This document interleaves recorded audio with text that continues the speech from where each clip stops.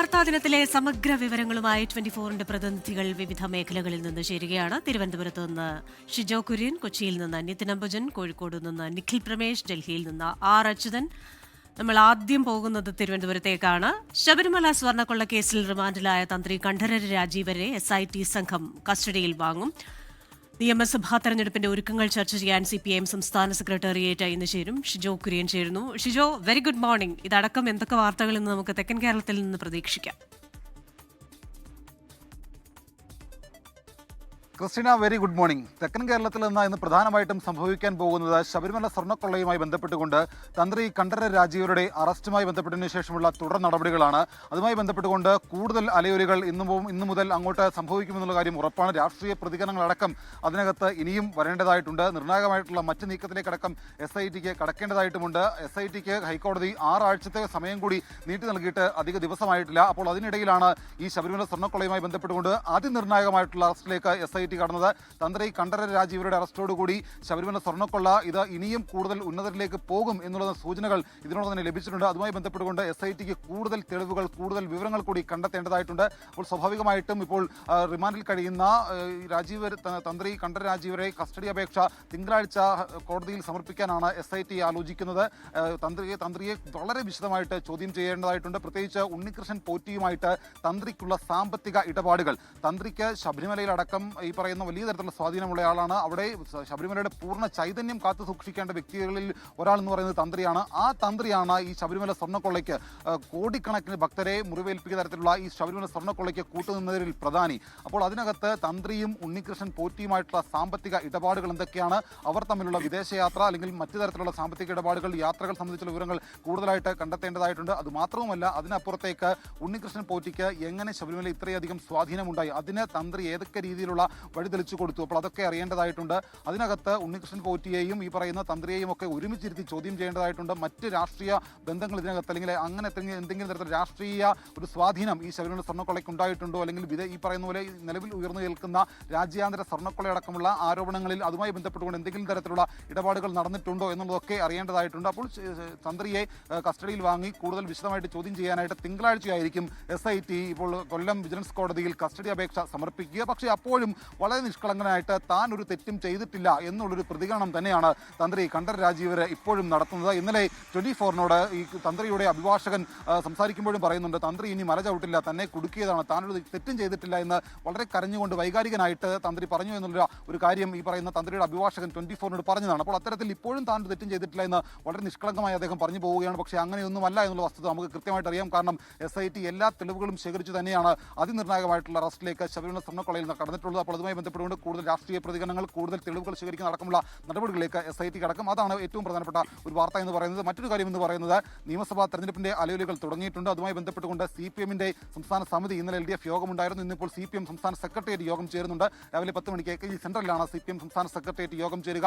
തദ്ദേശ തെരഞ്ഞെടുപ്പിലെ കനത്ത തിരിച്ചടി സെക്രട്ടേറിയറ്റ് സമഗ്രമായിട്ട് വിലയിരുത്തും. ഈ തോൽവി അല്ലെങ്കിൽ ഈ തിരിച്ചടി വലിയ തരത്തിൽ ചില പാഠങ്ങൾ നൽകുന്നുണ്ട് എന്ന് LDF കൺവീനർ TP രാമകൃഷ്ണൻ ഇന്നലെ വാർത്താ സമ്മേളനം നടത്തിയപ്പോൾ പറഞ്ഞതാണ്. അപ്പോൾ ഏതൊക്കെ രീതിയിൽ തിരിച്ചടി ഉണ്ടായിട്ടുണ്ട്, ഏതൊക്കെ രീതിയിൽ ജനങ്ങളിലേക്ക് ഇനിയും ഇറങ്ങിച്ചെല്ലണം, അതടക്കമുള്ള കാര്യങ്ങൾ പരിശോധിക്കും. ശബരിമല സ്വർണ്ണക്കൊള്ളയുമായി ബന്ധപ്പെട്ടുള്ള കാര്യങ്ങളിനകത്ത് തന്ത്രിയുടെ അറസ്റ്റ് അടക്കമുള്ള കാര്യങ്ങളും ഈ CPM സെക്രട്ടറിയതിനകത്ത് ചർച്ചയാകും. എന്തായാലും അടുത്ത നിയമസഭാ തെരഞ്ഞെടുപ്പിന് മുമ്പ് വലിയ തരത്തിലുള്ള ഒരുക്കങ്ങളിലേക്ക് CPMഉം LDFും കടക്കുകയാണ്. അതിനകത്ത് കേന്ദ്രവിരുദ്ധ പ്രചരണത്തിന്റെ ഭാഗമായിട്ട് ഈ അടുത്ത മാസം 1 മുതൽ ഈ പറയുന്ന വലിയ തരത്തിലുള്ള ജാഥകൾ സംഘടിപ്പിക്കുകയാണ്. 1-ാം തീയതി മുതൽ, അതായത് ജനുവരി 1 മുതൽ വടക്കൻ കേരളത്തിൽ നിന്ന് MV ഗോവിന്ദൻ നയിക്കുന്ന വടക്കൻ മേഖല ജാഥകൾ തുടങ്ങും. അതിനുശേഷം 4-ാം തീയതിയോടുകൂടി തെക്കൻ ജാഥകൾക്ക് CPIയുടെ സംസ്ഥാന സെക്രട്ടറി ബിനോയ് വിശ്വം നേതൃത്വം നൽകും. മധ്യ കേരള ജാഥയ്ക്ക് ജോസ് കെ മാണി ആയിരിക്കും നേതൃത്വം നൽകുക. അങ്ങനെ കേന്ദ്ര വിരുദ്ധ പ്രചരണവും അതോടൊപ്പം തന്നെ അടുത്ത നിയമസഭാ തെരഞ്ഞെടുപ്പിന് വേണ്ടിയുള്ള ഒരുക്കങ്ങളും ചർച്ച ചെയ്യുക എന്നുള്ളതാണ് പ്രധാനപ്പെട്ട CPMന്റെ ലക്ഷ്യം. അതിന്റെ ഭാഗമായിട്ടുള്ള എല്ലാ കാര്യങ്ങളും ഇന്നത്തെ CPM സെക്രട്ടേറിയറ്റ് യോഗം ചർച്ച ചെയ്യും. ഇതടക്കമുള്ള കാര്യങ്ങളുടെ തുടർ വാർത്തകളുമായിട്ട് നമുക്ക് വീണ്ടും കാണാം. ക്രിസ്റ്റീന. ശരി ഷിജോ, കൂടുതൽ വാർത്തകളുമായി വീണ്ടും എത്തുക. ഷിജോ കുര്യനാണ് തിരുവനന്തപുരത്ത് നിന്ന് വാർത്തയുടെ വിശദാംശങ്ങളുമായി ചേർന്നത്. ഇനി നമ്മൾ പോകുന്നത് കൊച്ചിയിലേക്കാണ്. മധ്യ കേരളത്തിലെ വാർത്തകളുടെ വിശദാംശങ്ങളുമായി നിതിൻ അംബുജനുണ്ട്. Nithin, very good morning. Sabarimala സ്വർണ്ണക്കൊള്ള കേസിൽ അന്വേഷണം ആരംഭിച്ച് എൻഫോഴ്സ്മെന്റ് ഡയറക്ടറേറ്റ് എന്ന വാർത്ത വരുന്നുണ്ടല്ലോ. അപ്പം SITക്കൊപ്പം ED കൂടി എത്തുമ്പോൾ എന്തായിരിക്കും ഈ കേസിൽ ഇനി നിർണായകമായി ഉണ്ടാകാൻ പോകുന്ന മാറ്റം? പ്രതികളെ ചോദ്യം ചെയ്യുന്നതിനായി കസ്റ്റഡി അപേക്ഷ നൽകുമോ ഉടൻ?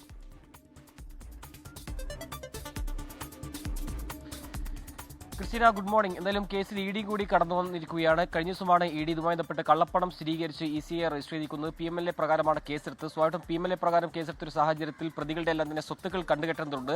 ഇതിൽ പ്രധാനമായും സാമ്പത്തിക ഇടപാടാണ് ഇ ഡി അന്വേഷിക്കുന്നത്. അതിൽ മുഖ്യപ്രതിയായ ഉണ്ണികൃഷ്ണൻ പോറ്റി, അതോടൊപ്പം ചെന്നൈയിൽ സ്മാർട്ട് ക്രിയേഷൻ ഉടമ പങ്കജ് ഭണ്ഡാരി, കൂടാതെ ബെല്ലാരിയിലെ സ്വർണ്ണ വ്യാപാരിയായുള്ള ഗോവർദ്ധൻ, ഇരുവരും തമ്മിലുള്ള ഈ 3 പേരും തമ്മിലുള്ള സാമ്പത്തിക ഇടപാടാണ് ആദ്യഘട്ടത്തിൽ ഇ ഡി അന്വേഷിക്കുക. അതിന്റെ രേഖകളാകും പരിശോധിക്കുക. അതിനുശേഷമാകും ഒരു തുടർ നടപടിയിലേക്ക് പോവുക. കള്ളപ്പണ തടയൽ നിയമപ്രകാരമാണ് കേസെടുത്തിരിക്കുന്നത്. SITയുടെ പട്ടികയിലുള്ള പ്രതികളെല്ലാം ഈ ഇ ഡി കേസിലും പ്രതികളായിട്ടുണ്ട്. സ്വാഭാവികമായിട്ടും ഇവരെല്ലാം തന്നെ ചോദ്യം ചെയ്യേണ്ട നടപടിയിലേക്ക് പോകും. അതിനായി വൈകാതെ തന്നെ ഒരു കസ്റ്റഡി അപേക്ഷ നൽകാനാണ് സാധ്യതയുള്ളത്.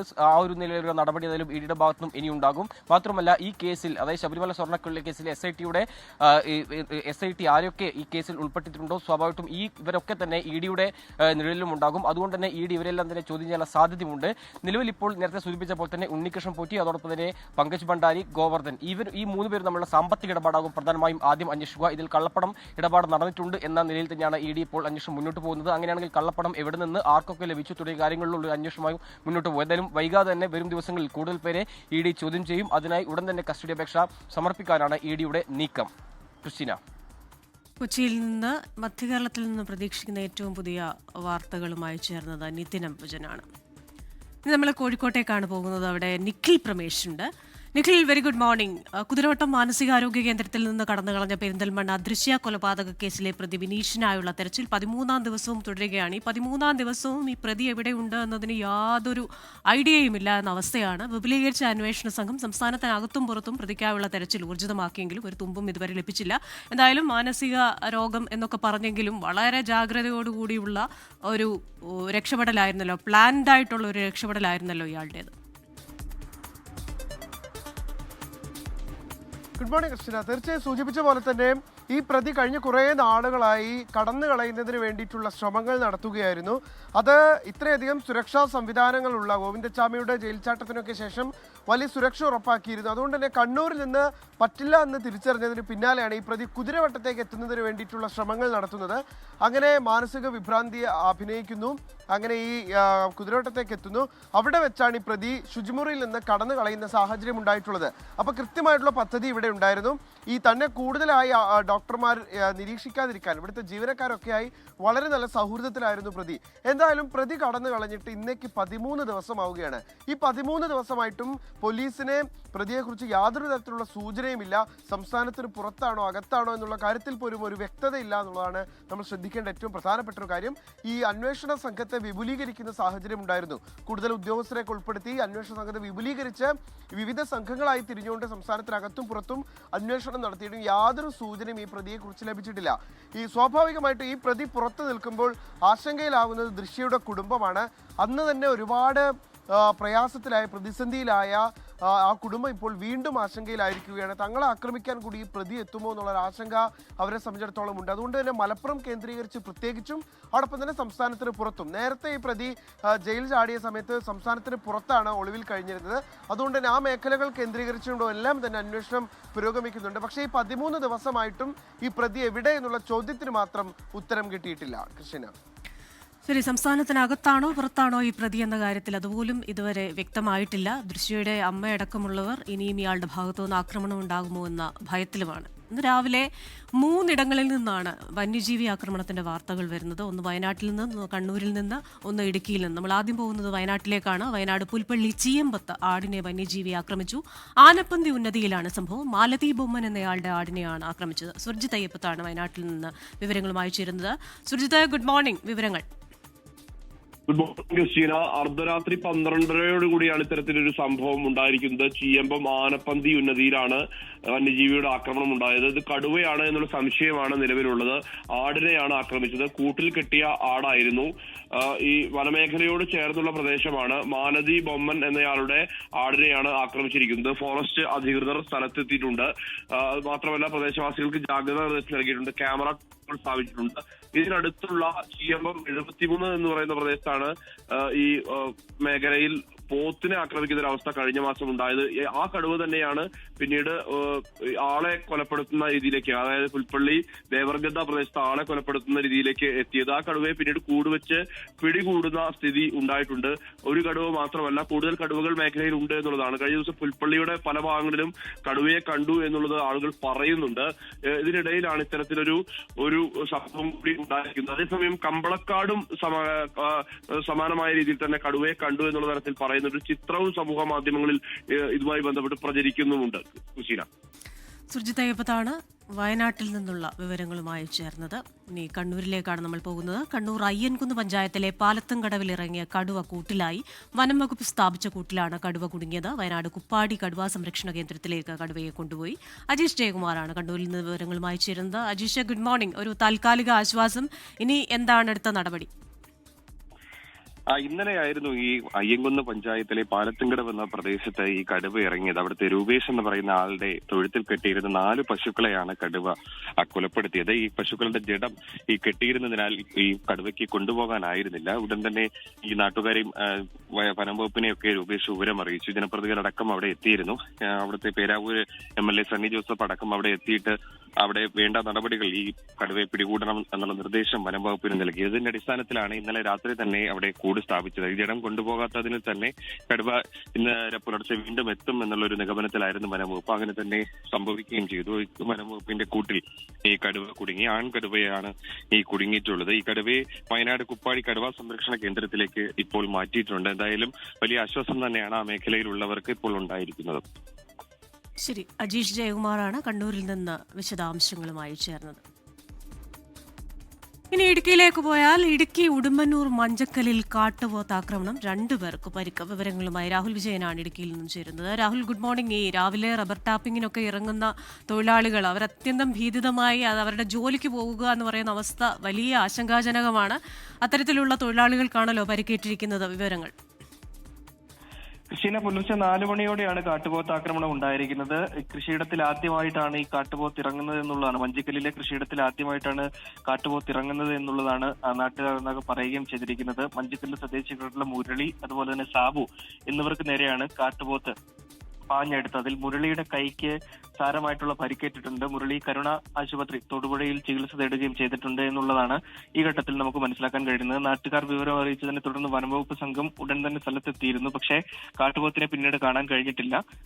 പുലർച്ചെ വെളിച്ചം വന്നതിന് ശേഷം കൂടുതൽ പരിശോധന നടത്താം എന്നുള്ളതാണ് വനംവകുപ്പ് പറഞ്ഞിരിക്കുന്നത്. കാട്ടുപോത്ത് പിന്നെ തുരത്തുന്നതിന് വേണ്ടിയുള്ള ഊർജിതമായിട്ടുള്ള ശ്രമം വനംവകുപ്പിന്റെ ഭാഗത്തുനിന്ന് ഉണ്ടാകും എന്നുള്ളത് വനംവകുപ്പും അറിയിച്ചിട്ടുണ്ട്. എങ്കിൽ കൂടിയും നാട്ടുകാർക്ക് വലിയ തരത്തിലുള്ള ആശങ്കയുണ്ട്.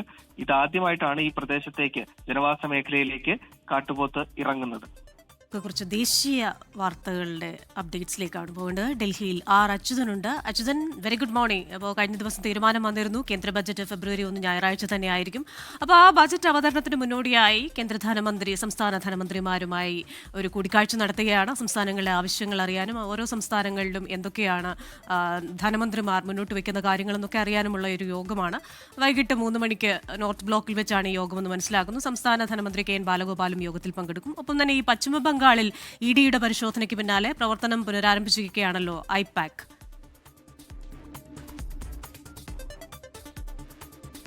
Very good morning Christina. ഈ 2 കാര്യങ്ങൾ തന്നെയാണ് പൊതുവെ ഇന്നിപ്പോൾ വാർത്താപരമായിട്ടുള്ള സംഭവ വികാസങ്ങൾ ഉണ്ടാവുക. അതിലൊന്ന്, ഈ പാർലമെന്റ് ബജറ്റ് സമ്മേളനം ഈ മാസം 28 ആരംഭിക്കുകയാണ്. ഫെബ്രുവരി 1 ബജറ്റ് അവതരണം. ഇതുമായി ബന്ധപ്പെട്ട ഈ ബജറ്റ് അവതരണം, കേന്ദ്ര ബജറ്റ് അവതരണത്തിന് മുന്നോടിയായിട്ടാണ് ഈ ഒരു ഡിസ്കഷൻ, ഒരു ചർച്ച ഇപ്പോൾ സംസ്ഥാന ധനമന്ത്രിമാരുമായി ധനകാര്യമന്ത്രി നിർമ്മല സീതാരാമൻ നടത്തുന്നത്. ഇന്ന് 3 മണിക്കാണ് ഈ യോഗം ചേരുക. പ്രധാനമായിട്ടും എല്ലാ സംസ്ഥാനങ്ങളുടെയും ആവശ്യങ്ങൾ എന്താണ്, അവരുടെ നിർദ്ദേശങ്ങൾ എന്താണ് എന്നുള്ള കാര്യങ്ങളായിരിക്കും നിർമ്മല സീതാരാമൻ തേടുക. അതിനുശേഷം സംസ്ഥാനങ്ങൾ അവരുടേതായ എന്തൊക്കെ ആവശ്യങ്ങൾ, അവരെ ഏത് രീതിയിൽ പരിഗണിക്കണം എന്ന കാര്യം കൂടി നിർമ്മല സീതാരാമനെ അറിയിക്കും. കേരളത്തെ പ്രതിനിധീകരിച്ച്, അല്ലെങ്കിൽ കേരളത്തിൻ്റെ ധനമന്ത്രി KN ബാലഗോപാലാണ് ഇന്ന് യോഗത്തിൽ പങ്കെടുക്കുന്നത്. അദ്ദേഹം ഉറപ്പായും കേരളം കാലാകാലങ്ങളായി ആവശ്യപ്പെടുന്ന നിരവധി പദ്ധതികളുണ്ട്. എയിംസ് അടക്കമുള്ള പ്രഖ്യാപനങ്ങൾക്കായി കേരളം ഇപ്പോഴും കാത്തിരിക്കുകയാണ്. അപ്പോൾ ഇതിലൊക്കെ എന്താണ് ഇനിയുള്ള തീരുമാനങ്ങൾ? ഇത്തവണ കേന്ദ്ര ബജറ്റ് അവതരണത്തിലേക്ക് വരുമ്പോൾ കേരളത്തെ എത്രമാത്രം പരിഗണിക്കും എന്നതും ഏറെ ഉറ്റുനോക്കുന്ന ഒന്നാണ്. കഴിഞ്ഞ ബജറ്റ് അവതരണത്തിൽ വലിയ ആക്ഷേപങ്ങൾ കേന്ദ്രത്തിന് എതിരെ ഉയർന്നിരുന്നു. പൊതുവെ ബീഹാറിനെയും അതുപോലെ ആന്ധ്രാപ്രദേശിനെയുമാണ് കൂടുതലായി പരിഗണിച്ചത് എന്നൊരു ആക്ഷേപം പ്രതിപക്ഷം ഉയർത്തി. അപ്പോൾ ഈ ബജറ്റിലേക്ക് വരുമ്പോൾ സംസ്ഥാനങ്ങളെ തുല്യമായി പരിഗണിക്കുമോ എന്നുള്ളതാണ്. അല്ലെങ്കിൽ മറ്റേതെങ്കിലും സംസ്ഥാനങ്ങളിൽ കൂടുതൽ കൂറ്, പ്രത്യേകിച്ച് തെരഞ്ഞെടുപ്പ് അടുത്ത പശ്ചാത്തലമായതുകൊണ്ട് തന്നെ ആ സംസ്ഥാനങ്ങൾ കേരളം, തമിഴ്നാട്, ബംഗാൾ ഉൾപ്പെടെയുള്ള സംസ്ഥാനങ്ങളിൽ അത് കേന്ദ്രീകരിച്ചുള്ള പ്രഖ്യാപനങ്ങൾ ഉണ്ടാകുമോ എന്നതൊക്കെ തന്നെയാണ് ദേശീയ രാഷ്ട്രീയം ഉറ്റുനോക്കുന്നത്. എന്തായാലും അതിന് മുന്നോടിയായിട്ടുള്ള ചർച്ചയാണ് ഇന്ന് 3 മണിക്ക് ധനകാര്യ മന്ത്രാലയത്തിൽ നടക്കുക. മറ്റൊന്ന് കൃഷ്ണ സൂചിപ്പിച്ചതുപോലെ തന്നെ ബംഗാളിലെ ഇഡിയുടെ റെയ്ഡ്, അത് ഒരു ഇടവേളയ്ക്ക് ശേഷമാണ് TMCയും EDയും തമ്മിലൊരു നേർക്കുനേരെത്തുന്ന കാഴ്ചയിലേക്ക് കാര്യങ്ങൾ എത്തിയത്. അതിലിപ്പോൾ ഐപാക് എന്ന് പറയുന്ന സ്ഥാപനം ഇന്നലെ ഒരു വിശദീകരണം നടത്തുകയുണ്ടായി. അവരെ സംബന്ധിച്ച് നിർഭാഗ്യകരമായിട്ടുള്ള ഒരു ദിവസമായിരുന്നു അന്ന്. സത്യസന്ധമായാണ് അവർ പ്രവർത്തിക്കുന്നത്. BJP, കോൺഗ്രസ് ഉൾപ്പെടെയുള്ള എല്ലാ പാർട്ടികൾക്കും ഇത്തരത്തിൽ രാഷ്ട്രീയ ഉപദേശം നൽകുന്ന തരത്തിലുള്ള പ്രവർത്തനം നടത്തിയിട്ടുണ്ട്. പക്ഷേ ഒരു രാഷ്ട്രീയ പാർട്ടിയല്ല, ഒരു രാഷ്ട്രീയ പാർട്ടിയോടും കൂറുള്ളവരല്ല എന്ന് ഐപാക് വിശദീകരണം നടത്തി. എന്തായാലും അവരവരുടെ പ്രവർത്തനവുമായി മുന്നോട്ട് പോകും. സ്ഥാപനങ്ങൾ തുറന്നു പ്രവർത്തിക്കുന്ന തരത്തിലേക്ക് ഇന്നലെ മാറിയിരുന്നു. മറ്റൊന്ന് അതിലുടലെടുത്ത രാഷ്ട്രീയ വാക്പോരുകളാണ്. TMC BJP തമ്മിലുള്ള വാക്പോരാണ്. TMC പറയുന്നത് തെരഞ്ഞെടുപ്പിന് മുന്നോടിയായി BJP നയിക്കുന്ന അല്ലെങ്കിൽ BJPയുടെ ഒരു വൃത്തികെട്ട രാഷ്ട്രീയത്തിൻ്റെ ഭാഗമാണ് EDയുടെ പരിശോധന എന്നാണ്. ഇനിയും വരും ദിവസങ്ങളിലും രാജ്യ തലസ്ഥാനത്തും അതുപോലെ ബംഗാളിലും തുടർ പ്രതിഷേധങ്ങൾ ഉണ്ടാകുമെന്ന് അറിയിച്ചു. BJP പറയുന്നത് അഴിമതി പുറത്തു വരുമെന്ന ഘട്ടമായപ്പോഴാണ് TMC ED അന്വേഷണത്തെ തടസ്സപ്പെടുത്തിയത് എന്നത് ഉൾപ്പെടെയാണ്. എന്തായാലും ED പരിശോധനയുമായി ബന്ധപ്പെട്ട് EDയും കൽക്കട്ട ഹൈക്കോടതിയെ സമീപിച്ചിട്ടുണ്ട്. ഈ വരുന്ന 14-നാണ് ആ ഹർജി പരിഗണിക്കുക. ഇന്നലെ അത് പരിഗണിച്ചില്ല. എന്തായാലും 14 പരിഗണിക്കുന്നുണ്ട്. അങ്ങനെ ഒരു സൈഡിൽ നിയമ പോരാട്ടവും മറു സൈഡിൽ രാഷ്ട്രീയ പോരും ഈ വിഷയത്തെ ചൊല്ലി കനക്കുകയാണ്. ക്രിസ്റ്റിന. ആർ അച്യുതനാണ് ദേശീയ തലസ്ഥാനത്ത് നിന്ന് ഇന്ന് പ്രതീക്ഷിക്കാവുന്ന ദേശീയ വാർത്തകളുടെ വിശദാംശങ്ങളുമായി ചേർന്നത്. ഇറാനിൽ 217 പ്രക്ഷോഭകാരികൾ കൊല്ലപ്പെട്ടതായി ടെഹ്റാനിലെ ഡോക്ടറെ ഉദ്ധരിച്ച് ടൈം മാഗസിൻ. ടെഹ്റാനിലെ 6 ആശുപത്രികളിൽ എത്തിച്ച വെടിയേറ്റവരുടെ മരണനിരക്കാണിതെന്നും ഡോക്ടർ അറിയിച്ചതായി റിപ്പോർട്ട്. മരിച്ചവരിൽ ഭൂരിഭാഗവും യുവാക്കളാണെന്നും അധികൃതർ ആശുപത്രിയിൽ നിന്നും മൃതദേഹങ്ങൾ മാറ്റിയെന്നും ഡോക്ടർ വ്യക്തമാക്കിയതായി ടൈം മാഗസിന്റെ റിപ്പോർട്ടിലുണ്ട്. ഡോക്ടറുടെ പേര് സുരക്ഷാ കാരണങ്ങളാൽ വെളിപ്പെടുത്തിയിട്ടില്ല. വടക്കൻ ടെഹ്റാനിൽ ഇന്നലെ നടന്ന വെടിവയ്പിൽ 30ഓളം പേർ സംഭവസ്ഥലത്ത് കൊല്ലപ്പെട്ടതായും റിപ്പോർട്ട്. രാജ്യത്ത് ഇന്റർനെറ്റ് ഉപരോധം തുടരുകയാണ്. പ്രതിഷേധക്കാർ അമേരിക്കൻ പ്രസിഡന്റിനെ പ്രീതിപ്പെടുത്താൻ ശ്രമിക്കുന്ന തെമ്മാടിക്കൂട്ടമാണെന്നും സർക്കാർ വിട്ടുവീഴ്ചയ്ക്ക് തയ്യാറാകില്ലെന്നും ഇറാൻ പരമോന്നത നേതാവ് ആയത്തുള്ള അലി ഖമനയി പ്രഖ്യാപിച്ചു. പ്രക്ഷോഭം ഇറാന്റെ 31 പ്രവിശ്യകളിലേക്ക് വ്യാപിച്ചെന്നാണ് റിപ്പോർട്ടുകൾ. ഡിസംബർ 28-നാണ് വിലക്കയറ്റത്തിനും കറൻസി മൂല്യ തകർച്ചയ്ക്കുമെതിരെ ഇറാനിൽ പ്രക്ഷോഭം ആരംഭിച്ചത്. കരീബിയൻ കടലിൽ മറ്റൊരു എണ്ണ ടാങ്കർ കൂടി പിടിച്ചെടുത്ത അമേരിക്കയടക്കം പല രാജ്യങ്ങളുടെയും ഉപരോധം നേരിടുന്ന ഒലീന എന്ന കപ്പലാണ് പിടിച്ചെടുത്തത്. വെനസ്വേലയിൽ നിന്നും ഉപരോധിക്കപ്പെട്ട എണ്ണ കടത്തുന്നുവെന്ന് ആരോപിച്ച് അമേരിക്ക പിടിച്ചെടുക്കുന്ന 5ാമത്തെ കപ്പലാണിത്. അമേരിക്കയുടെ നിയന്ത്രണത്തിലുള്ള ചട്ടക്കൂടിലൂടെ വെനസ്വേലൻ എണ്ണ വാങ്ങാൻ ഇന്ത്യ അടക്കമുള്ള രാജ്യങ്ങളെ അനുവദിക്കുമെന്ന് വൈറ്റ് ഹൌസ് വ്യക്തമാക്കി. വെനസ്വേലയിൽ നിന്നുള്ള എണ്ണ ഖനനത്തിനായി അമേരിക്കൻ കമ്പനികൾ $10,000 കോടി ചെലവിടുമെന്ന് അമേരിക്കൻ പ്രസിഡന്റ് ഡൊണാൾഡ് ട്രംപ് പറഞ്ഞു. റഷ്യയും ചൈനയും ഗ്രീൻലൻഡ് കൈവശപ്പെടുത്തുന്നത് തടയുന്നതിനാണ് അമേരിക്ക ഏറ്റെടുക്കുന്നതെന്നും ട്രംപ് വ്യക്തമാക്കി. അതിനിടെ ട്രംപിന്റെ പകരം തീരുവയിൽ വിധി പറയുന്നത് അമേരിക്കൻ സുപ്രീം കോടതി മാറ്റിവെച്ചു. വിധിയുടെ പുതുക്കിയ തീയതി പ്രഖ്യാപിച്ചിട്ടില്ല. രാജ്യങ്ങൾക്കുമേലുള്ള ട്രംപിന്റെ തീരുവകൾ നിലനിൽക്കുമോ എന്നാണ് സുപ്രീം കോടതി പരിശോധിക്കുന്നത്.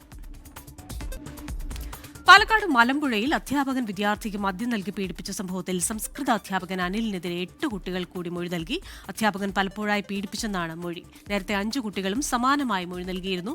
സ്കൂളിലെ കൂടുതൽ കുട്ടികളെ CWC കൌൺസിലിംഗ് ചെയ്തു വരികയാണ്. അതേസമയം പീഡന വിവരം അറിഞ്ഞിട്ടും പോലീസിൽ അറിയിക്കാത്തതിൽ സ്കൂളിലെ അധ്യാപകരെയും കേസിൽ പ്രതി ചേർത്തു.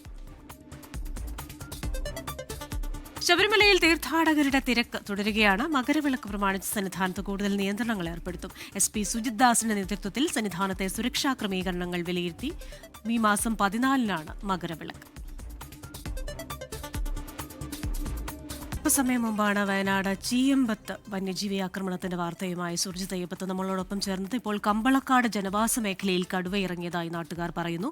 ഓട്ടോറിക്ഷ ഡ്രൈവർ അജ്മലാണ് കടുവയെ കണ്ടത്. റോഡിൽ കടുവ നിൽക്കുന്ന ചിത്രം സമൂഹ മാധ്യമങ്ങളിൽ പ്രചരിക്കുന്നുണ്ട്. ആ ചിത്രമാണിപ്പോൾ പ്രേക്ഷകർ കാണുന്നത്. സുർജിത് അയ്യപ്പത്താണ് വിവരങ്ങളുമായി ചേരുന്നത്. സുർജിത്ത്, വിവരങ്ങൾ പറയൂ. ക്രിസ്റ്റീന, തൊട്ട് മുമ്പ് വാർത്തയിൽ ഞാൻ ഇതുമായി ബന്ധപ്പെട്ടൊരു വിഷയം പരാമർശിച്ചിരുന്നു. അത് കൃത്യമാണ്. കമ്പളക്കാട് കടുവ ഇറങ്ങിയതായിട്ടുള്ള വിവരം തന്നെയാണ് വ്യക്തമാകുന്നത്. വണ്ടിയാമ്പറ്റ പഴയ റേഷൻ കട റോഡിലാണ് കടുവ ഇറങ്ങിയിരിക്കുന്നത്. ഓട്ടോ ഡ്രൈവർ ആയിട്ടുള്ള അജിത് അതുവഴി പോകുമ്പോഴാണ് കടുവയെ കണ്ടത്. ആ ചിത്രവും പുറത്ത് വന്നിട്ടുണ്ട്. കടുവ റോഡിൽ നിൽക്കുന്ന ചിത്രമാണ്. റേഷൻ കട റോഡിനടുത്തുള്ള ഒരു ഇല്ലിക്കാടുണ്ട്. ഇല്ലിക്കാടിന് സമീപത്ത് കടുവയുടെ സാന്നിധ്യം ഉണ്ടായിരിക്കുന്നത്. ആളുകൾ ജാഗ്രത പാലിക്കണമെന്ന് നിർദ്ദേശം നൽകിയിട്ടുണ്ട്. വനംവകുപ്പ് ഉദ്യോഗസ്ഥർ ഇതുമായി ബന്ധപ്പെട്ട പരിശോധനകൾ നടത്തുന്നുമുണ്ട്.